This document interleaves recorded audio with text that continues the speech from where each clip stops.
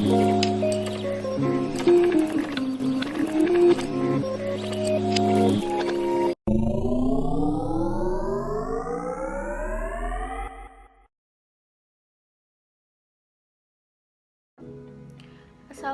warahmatullahi wabarakatuh. Bertemu lagi bersama saya Nur Fajrina. Pada kali ini saya akan membahas masih mengenai perpajakan yang judulnya bagaimana cara menghitung PPh pasal 4 ayat 2 dengan mudah. PPh pasal 4 ayat 2. PPh ini adalah pajak yang dikenakan bagi wajib pajak badan ataupun wajib pajak pribadi atas beberapa jenis penghasilan yang mereka dapatkan, dan pemotongan pajaknya bersifat final. Apa aja sih objek pajaknya? Ada hadiah atau undian. Jadi jika suatu perusahaan mengadakan acara dan di acara tersebut ada door prize, pastinya akan dikenakan pajak PPh pasal 4 ayat 2. Kemudian ada lagi bunga dari deposito. Kemudian ada peredaran bruto atau omset penjualan, terus ada transaksi saham, ada transaksi pengalihan harta, kemudian ada usaha konstruksi dan sebagainya. Nah, dari semua itu siapa sih yang memotong PPh pasal 4 ayat 2? Yang pertama ada koperasi, lalu ada penyelenggara kegiatan, lalu ada otoritas bursa, dan ada bendaharawan. Nah, jadi orang-orang ini bisa memotong PPh pasal 4 ayat 2 milik kalian. Entah kalian itu adalah wajib pajak badan ataupun wajib pajak pribadi. Objek dan tarif PPh pasal 4 ayat 2 kita akan bahas lebih dalam lagi. Pertama ada bunga deposito, tabungan, dan diskontro SBI. Dasar hukumnya jelas, PP 131 tahun 2000. Ada dua, yang pertama 20% dari jumlah bruto atas bunga deposito, tabungan maupun dari diskontro SBI yang diterima wajib pajak dalam negeri dan BUT. Ada 20%, yang kedua nih ya. Ada 20% dari jumlah bruto atau tarif P3B atas bunga deposito, tabungan, dan diskontor SBI yang diterima wajib pajak luar negeri. Aba itu BUT. BUT itu bentuk usaha tetap. Jadi semacam ada cabang atau perwakilan perusahaan yang ada di Indonesia milik orang luar negeri. Jadi perwakilannya adanya di Indonesia, cabang perusahaan kayak misalkan banyak perusahaan yang punya luar negeri tapi berdiri di Indonesia. Ada Honda misalkan dan banyak lagi. Terus P3B, apa itu P3B? P3B ini disebut dengan tax treaty atau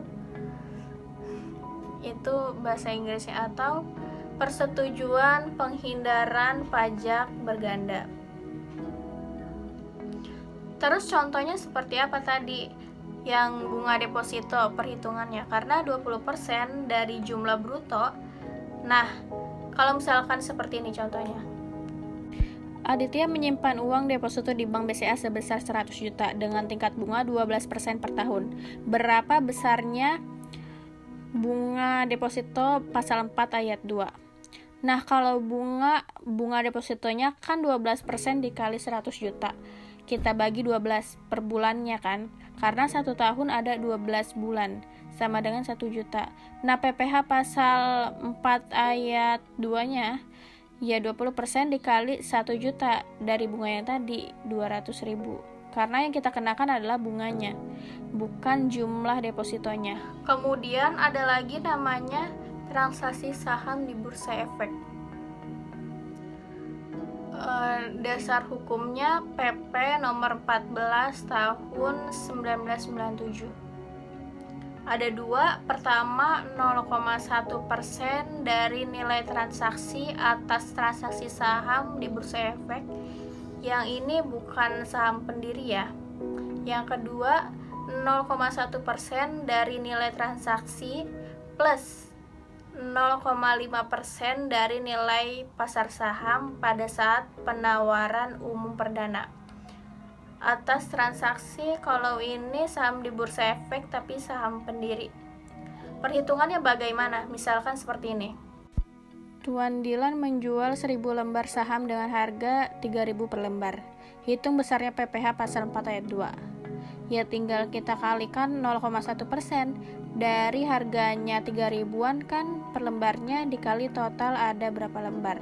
3.000 rupiah dikali 1.000 lembar dikali 0,1% sama dengan 3.000. Ada lagi hadiah.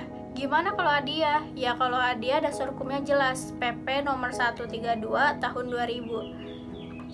Nah, ini berapa persenannya? Sebanyak 25% dari jumlah bruto hadiah undian. Misalkan perusahaan itu punya contohnya seperti ini.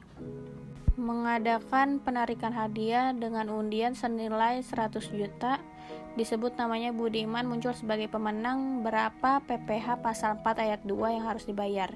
Tinggal kita kali 20% dari 100 juta tadi, sama dengan 25 juta. Selanjutnya ada sewa tanah atau bangunan dan atau. Jadi bisa sewa tanah input bangunan atau sewa tanah aja atau bangunan aja. Dasar hukumnya jelas ada di PP nomor 34 tahun 2017 sebesar 10% dari jumlah bruto. Contoh seperti ini.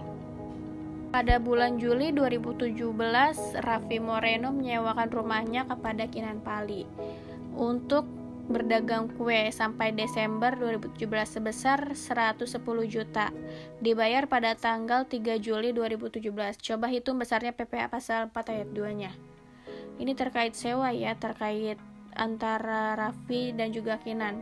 Harganya tadi jumlah brutonya berapa? 110 juta, kita kalikan 10%, hasilnya 11 juta. Kemudian ada juga bunga simpanan yang dibayarkan oleh koperasi. Jadi koperasi kan biasanya ada bunga ya. Ada bunga simpanan, kamu nabung berapa, dapat bunga sekian. Nah, bunganya ini juga kena PPh pasal 4 ayat 2. Dasar hukumnya itu PP nomor 15 tahun 2009. Ada dua jenis. Yang pertama, jika bunga simpanannya itu 0 sampai 240 ribu, maka tidak dikenakan pajak 0% lah. Yang kedua, jika bunga simpanan di atas 240 ribu, maka kena pajaknya 10% dari jumlah penghasilan. Contohnya seperti ini. Koperasi Sumber Rezeki membagikan bunga simpanan koperasi kepada anggotanya, yaitu Rosita, di bulan Januari 2017 senilai 350.000, di bulan Februari 2017 senilai 200.000. Nah, berapa besar PPh pasal 4 ayat 2-nya? Karena di bulan Januari dia lebih dari 240.000, maka kita kalikan 10% tarifnya, sama dengan 35.000. Nah, karena di bulan Februarinya itu besarnya hanya 200.000 kan, tidak sampai 240, maka kita kalikan 0%. Jadi 0% hasilnya ya 0. Selanjutnya, PPh pasal 4 ini untuk WP yang memiliki peredaran bruto atau omset sampai dengan 4,8 M. Jadi kalau misalkan ada perusahaan yang CV PT yang usahanya 4,8 miliar, 0 sampai 4,8 miliar, maka kena nih pasal PPh pasal 4 ayat 2. Gimana perhitungannya? Dasar hukumnya PP 23 tahun 2018, 0,5% dari omset. Misalnya seperti ini. Livia adalah seorang merchant yang menjajakan batik secara online di marketplace. Dia jualannya ya di Tokopedia, Bukalapak, Shopee, dan segala macam. Tahun 2017 total omsetnya senilai 160 juta. Berapa dia harus bayar pajak PPh pasal 4 ayat 2-nya? Kita rincikan setiap bulannya ada berapa penghasilan yang didapatkan, Januari berapa, Februari berapa, sampai Desember. Kemudian kita kalikan 0,5% dari setiap omset di setiap bulannya. Hasilnya seperti ini. Nah, itulah tadi sepenggal tentang PPh pasal 4 ayat 2. Saya akhiri cukup sampai di sini, kurang lebihnya mohon maaf. Wassalamualaikum warahmatullahi wabarakatuh. Jangan lupa like, comment, subscribe, and share ya. See you next time.